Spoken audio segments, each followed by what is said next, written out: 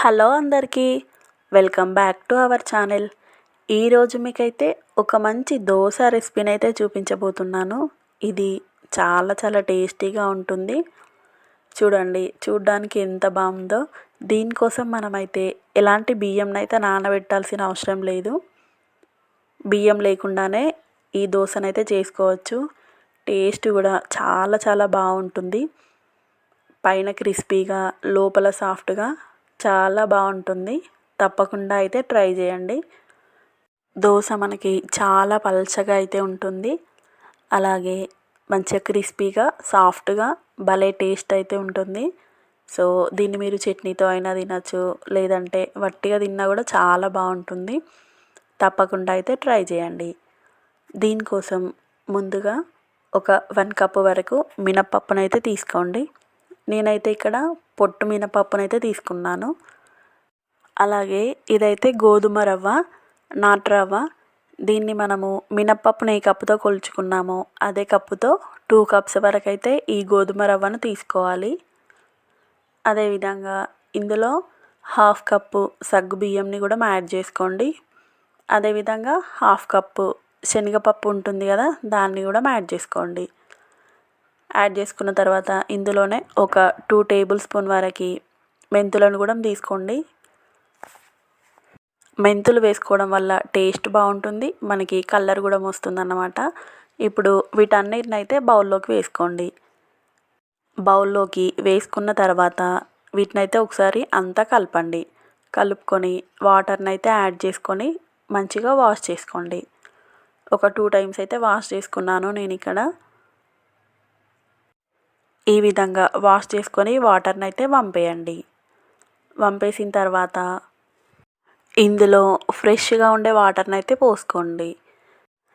ఈ వాటర్ని కూడా మనం మరీ ఎక్కువగా కాకుండా ఇవన్నీ మునిగే వరకు పోసుకుంటే సరిపోతుంది.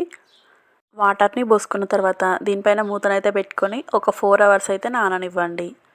మీరు కావాలంటే మధ్యలో కూడా చూసుకోవచ్చు. వాటర్ చూడండి ఈ విధంగా మొత్తం అబ్జర్వ్ చేసుకుంటుంది అన్నమాట. మనకి రవ్వ, అలాగే సగ్గు బియ్యం ఇవన్నీ అబ్జర్వ్ చేసుకుంటాయి కాబట్టి మధ్యలో కూడా ఒకసారి చూసుకొని కొంచెం వాటర్ని అయితే యాడ్ చేసుకోండి. నేనైతే 4 అవర్స్ తర్వాత చూపిస్తున్నాను, మంచిగా నానినాయి. అదేవిధంగా ఈ అటుకులను కూడా నేను మిక్సీ పట్టుకున్న ఒక 10 మినిట్స్ ముందైతే నానబెట్టుకున్నాను. ఇప్పుడు కొంచెం కొంచెం వీటన్నిటిని అయితే వేసుకుంటూ వీలైనంత మెత్తగా అయితే గ్రైండ్ చేసుకోండి. దీనికైతే మనకి వాటర్ అయితే ఎక్కువ పట్టవు. ఆల్రెడీ మనము నానబెట్టుకున్న దాంట్లో ఏమైనా వాటర్ ఉంటే వాటిని యాడ్ చేసుకోండి. అలాగే సాల్ట్ను కూడా యాడ్ చేసుకోండి. నేను మిక్సీ పట్టేటప్పుడు యాడ్ చేసుకున్నాను సాల్ట్ కూడా. ఈ విధంగా కలుపుకొని దీన్నైతే నైట్ మొత్తం పక్కన పెట్టుకోండి. చూడండి, నేను మార్నింగ్ అయితే చూపిస్తున్నాను. మనకి మంచిగా ఇది ఫర్మెంటేషన్ అయింది. మీరు కావాలంటే దోశలని అప్పటికప్పుడు కూడా వేసుకోవచ్చు.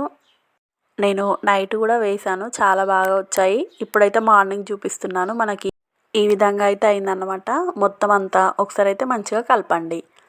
స్టవ్ ఆన్ చేసుకొని పేనంని అయితే పెట్టుకోండి. పెట్టుకున్న తర్వాత హై ఫ్లేమ్లో పెట్టుకొని మంచిగా హీట్ అయిన తర్వాత ఇప్పుడు స్టవ్ని మీడియం ఫ్లేమ్లో ఉంచుకొని దోశనైతే ఈ విధంగా పోసుకోండి. ఈ దోశల్ని మీరు కావాల్సిన విధంగా అయితే వేసుకోవచ్చు అన్నమాట. మరీ పల్చగా వేసుకోవచ్చు, లేదంటే కొంచెం తిక్కుగా కూడా వేసుకోవచ్చు. ఇవి రావడం కూడా మనకి చాలా ఈజీగా వస్తాయి. చూస్తున్నారు కదా, నేనైతే ఇక్కడ ఆయిల్ని కూడా వేయట్లేదు, కానీ చాలా మంచిగా వచ్చాయన్నమాట. మీరు ఈ దోశ వేసిన తర్వాత చూడండి, ఈ ఈ విధంగా బ్రౌన్ కలర్లోకి వచ్చిన తర్వాత తీసుకోండి. మంచి టేస్ట్ ఉంటుంది. అదేవిధంగా చాలా క్రిస్పీగా కూడా ఉంటాయి. సో తప్పకుండా అయితే ట్రై చేయండి. దీన్ని మనము చట్నీతో అయినా లేకపోతే ఏదైనా కారంతోనైనా తిన్నా కూడా చాలా చాలా బాగుంటుంది. చూడండి దోశ ఎంత పల్చగా మంచిగా వచ్చింది, కలర్ కూడా. తప్పకుండా అయితే ట్రై చేయండి. మరి మీకు ఏ విధంగా వచ్చిందో కామెంట్ చేయండి. అదేవిధంగా ఇలాంటి మరెన్నో మంచి వీడియోస్ కోసం మన ఛానల్ని అయితే సబ్స్క్రైబ్ చేసుకోండి. మీకు ఇంకా ఏమైనా రెసిపీస్ కావాలన్నా కూడా కామెంట్ బాక్స్లో అయితే పిన్ చేయండి. మరొక మంచి రెసిపీతో మీ ముందుకైతే వస్తాను. మన ఛానల్ని ఇంకా సబ్స్క్రైబ్ చేసుకొని వాళ్ళు ఉంటే సబ్స్క్రైబ్ చేసుకోండి. Thank you for watching.